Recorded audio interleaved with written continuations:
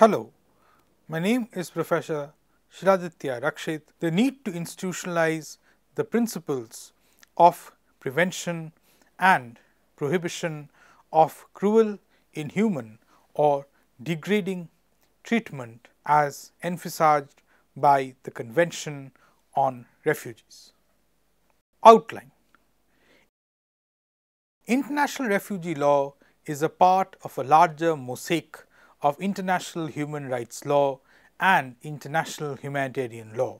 Human rights law constitutes the broad framework within which refugee law provisions should be seen. The International Covenant on Civil and Political Rights has been interpreted to prohibit return to torture.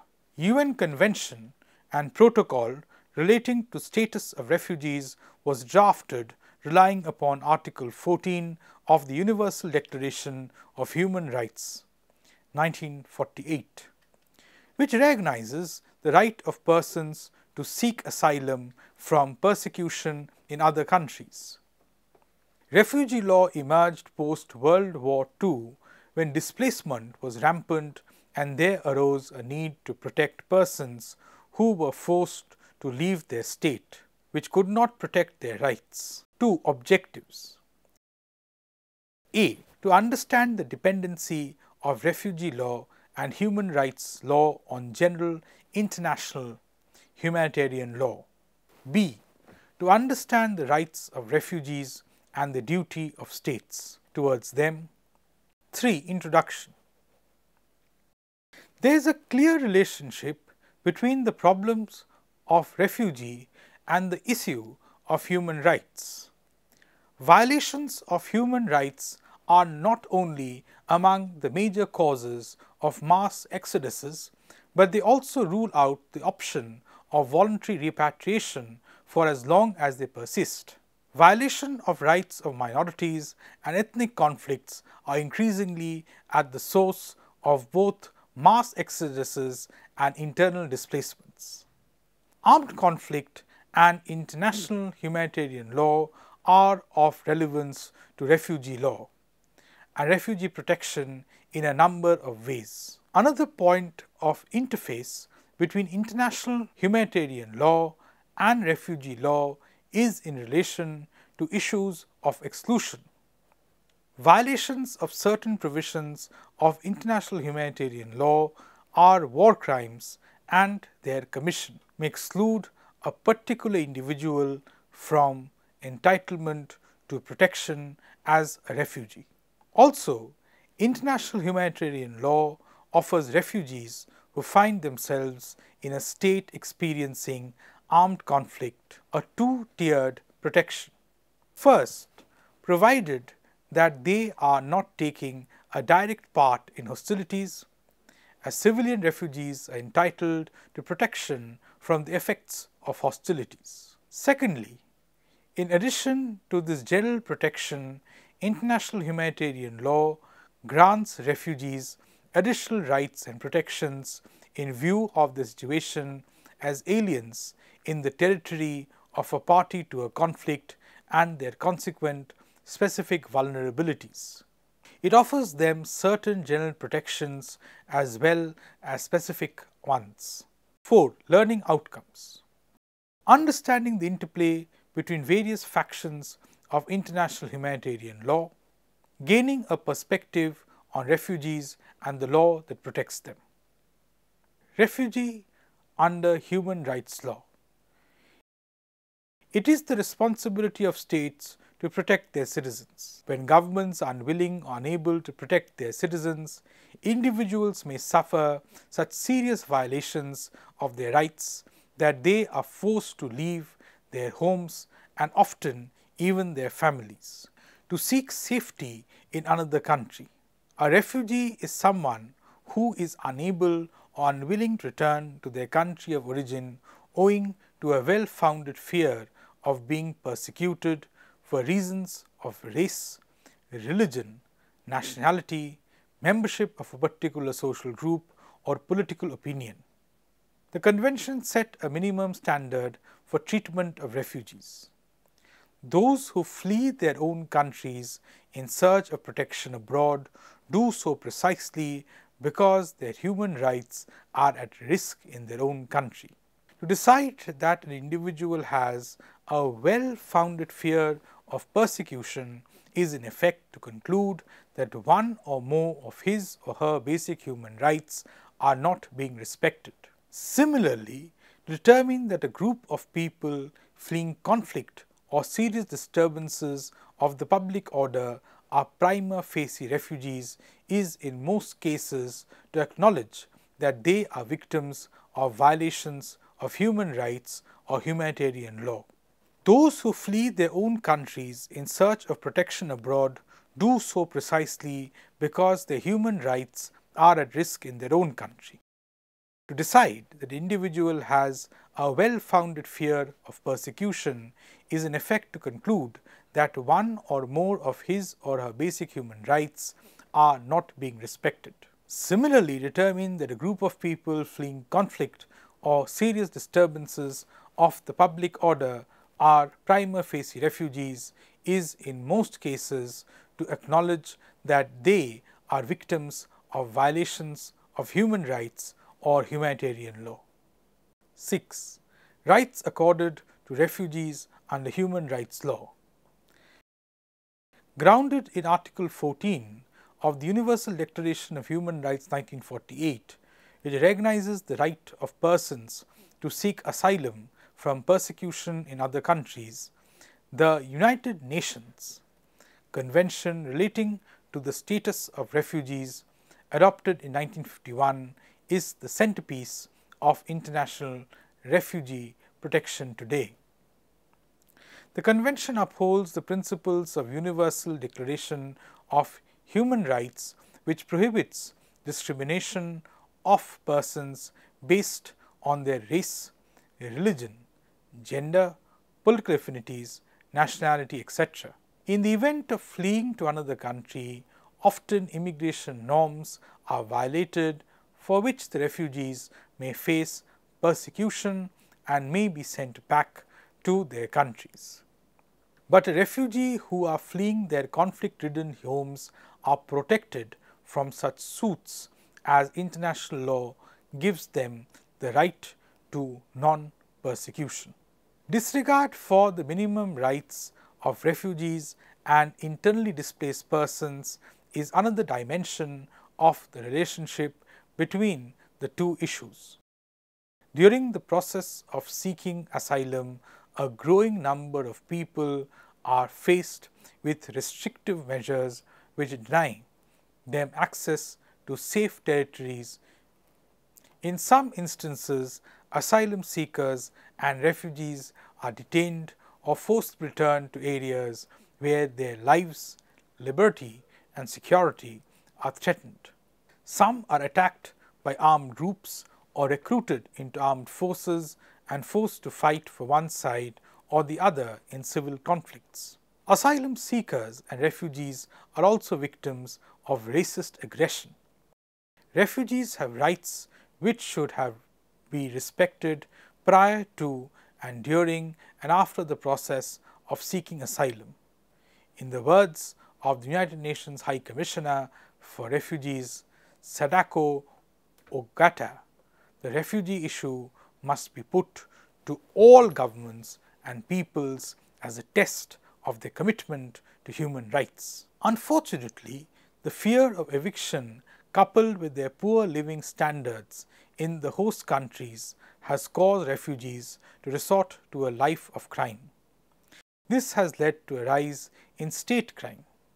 In fact, politicians have used this as an opportunity to identify nationalism in the context of us and them, threatening the refugees as outsiders. 7. Right to seek asylum.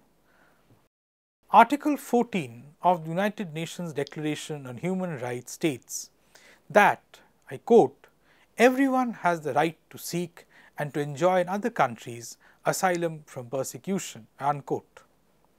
The right to asylum is an individual right that an asylum seeker has vis-a-vis his state of origin. Essentially, it is the right of an individual to leave his country of residence in pursuit of asylum. The basis for this right is the principle that a state may not claim to own its nationals or residents. Refugees have been the targets of violent attacks and intimidation largely because they were perceived as different from the communities in which they had temporarily settled. Countries that once generously opened their doors to refugees have been tempted to shut those doors for fear of assuming open-ended responsibilities, of abetting uncontrolled migration and people smuggling, or of jeopardizing national security. This led to creation of laws with respect to providing asylum to refugees. Refugees are entitled to partially overlapping set of rights.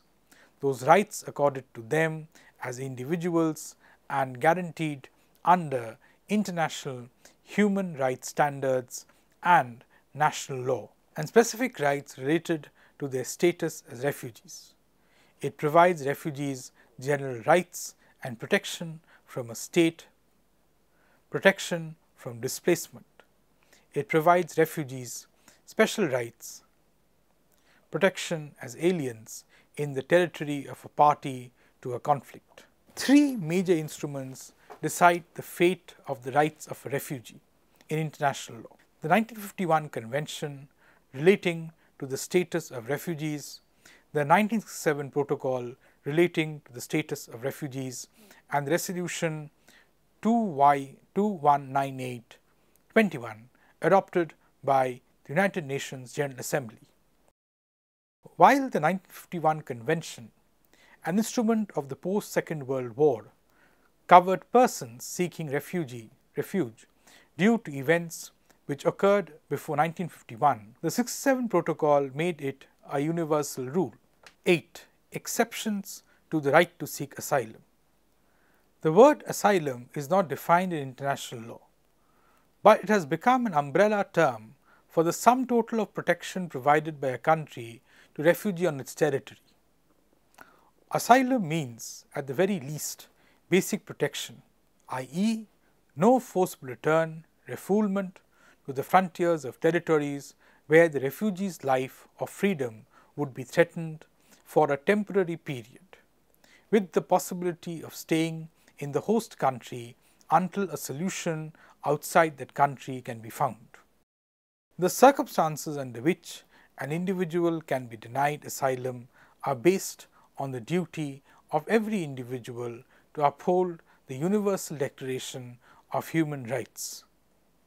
A person who has committed war crimes outside the host country may be refused asylum. Similarly, persons who have committed major non-political crimes are refused asylum as well. Another exception pertains to persons who are benefiting from the help of a United Nations agency other than the UNHRC. An exception to the principle of non-refoulement is that persons, if they threaten the security of the host country, may be denied asylum. 9. Over a relationship. What international law determines? A. Human rights law can reinforce existing refugee law. The most basic right for refugee is the right not to be subject to refoulement, which is set out in Article 33 of the 1951 Convention. But the 1951 Convention is not the only international treaty which provides protection against refoulement. See Chapter 9 in Part 2 on specific issues. Similarly, other rights provided for by refugee law, such as non-discrimination, are found in international human rights instruments. Moreover, many refugee protection standards are set out in non-binding conclusions of UNHCR's Executive Committee. While states should allow Executive Committee conclusions, it is difficult to argue that they are legally obliged to do so. Yet, many of the standards set out in Executive Committee conclusions are also found in inter-nation human rights violations, are a major factor in causing the flight of refugees as well as an obstacle to their safe and voluntary return home. Safeguarding human rights in countries of origin is therefore critical both for the prevention and for the solution of refugee problems. Respect for human rights is also essential for the protection of refugees in countries of asylum. Refugees are entitled to two partially overlapping set of rights: those rights accorded to them as individuals and those guaranteed under international human rights standards and national law, and specific rights related to their status as refugees. B. Two international human rights treaties have a particularly significant role in international refugee law. The Convention Against Torture and Other Cruel, Inhuman or Degrading Treatment or Punishment provides for protection from refoulement or forced return to situations where there is a substantial risk of torture. The non-refoulement provision of the Convention Against Torture is absolute, unlike the non-refoulement provision of the Refugee Convention, which requires that protection be linked to a fear of persecution because of a person's race, religion, nationality, membership of a particular social group, or political opinion. In addition, no exceptions may be made to the Convention Against Torture's non-refoulement obligation. Unlike the Refugee Convention, the Convention Against Torture does not have any provision excluding perpetrators of particularly serious crimes or other undeserving persons from protection. The Convention on the Rights of the Child, to which nearly every state in the world is a party, applies to all children without discrimination, including child refugees and asylum seekers. The Convention specifically stipulates that every child seeking refuge status has a right to protection and humanitarian assistance in the enjoyment of the rights set forth in that convention and in others in which the state is a party. In addition to the aforementioned rules for the benefit of all aliens in the territory of a party to a conflict, the Fourth Geneva Convention contains two further provisions expressly for the benefit of refugees. The first provides that refugees should not be treated as enemy aliens and thus susceptible to the measures of control solely on the basis of their nationality. This recognizes the fact refugees no longer have a link of allegiance with that state and are thus not automatically a potentially threat to their host state. The second specific provision deals with the precarious position in which refugees may find themselves if the state which they have fled occupies their state of asylum. In such circumstances, refugees may only be arrested, prosecuted, convicted or deported from the occupied territory by the occupying power for offences committed after the outbreak of hostilities or for offences unrelated to the conflict committed before the outbreak of hostilities, which, according to the law of the new occupied state of asylum, would have justified extradition in time of peace. The objective of this provision is to ensure that refugees are not punished for acts such as political offences which may have been the cause of their departure from their state of nationality or for the mere fact of having sought asylum.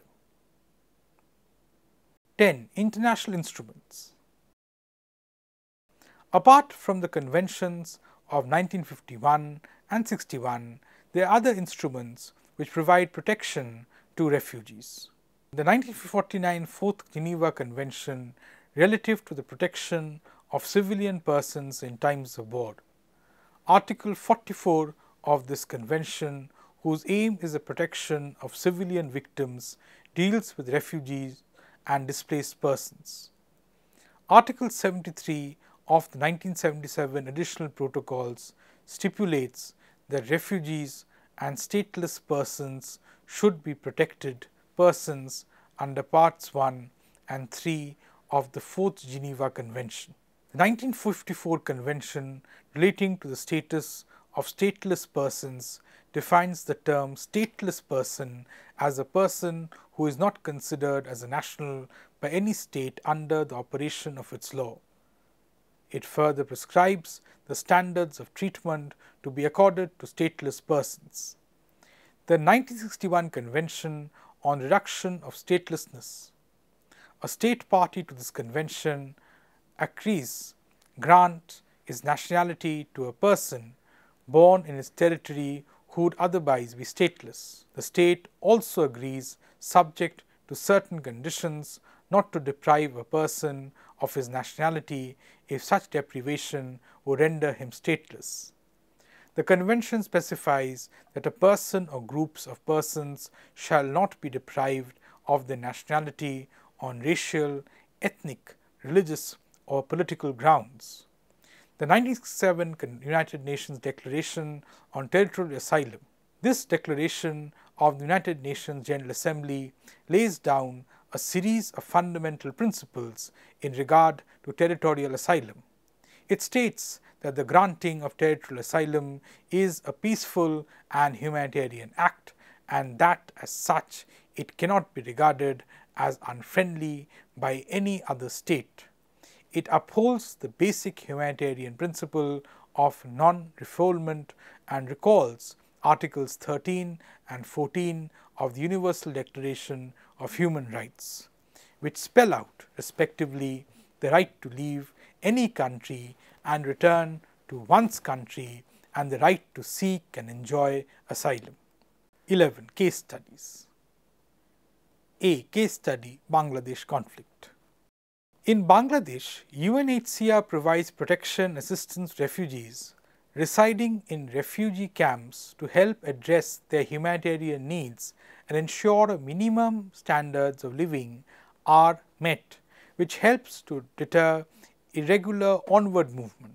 For unregistered refugees residing outside the camps, the UNHCR advocates for them to be registered and provided with protection as needed.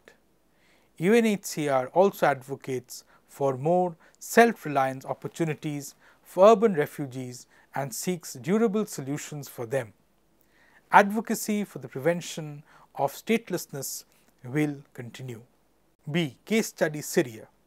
An estimated 9 million Syrians have fled their homes since the outbreak of civil war in March 2011, taking refuge in neighboring countries or within Syria itself. According to the United Nations High Commissioner for Refugees, UNHCR, over 3 million have fled to Syria's immediate neighbors: Turkey, Lebanon, Jordan, and Iraq. 6.5 million are internally displaced, with Syria, meanwhile, under 150,000 Syrians have declared asylum in the European Union, while member states have pledged to resettle a further 33,000 Syrians. The vast majority of these resettlement spots, 28,500 to 85%, are pledged by Germany. As of February 2015, the situation continues to be one of grave concern despite the assistance extended by international organizations like the UNHRC and countries like the United States of America. Thank you.